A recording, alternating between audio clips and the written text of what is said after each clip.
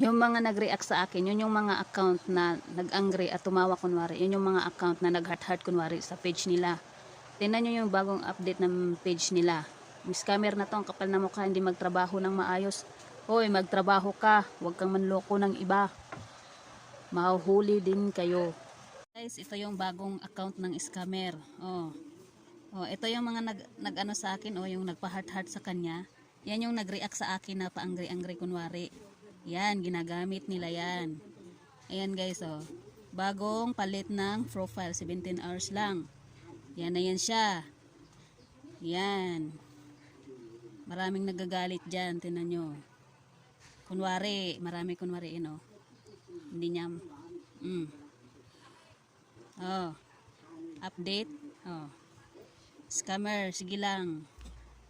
Manloko ka pa. Ayop ka. Yan yun silang mga na-scam din yan sila. Ayan, Ayan. Na-scam din sila. Ang dami na nilang na-scam. Ayan, isa din yan siya na na-scam din yan sila. Kaya mag-ingat na lang talaga kayo guys. Ang dami na nilang nakuha. Maraming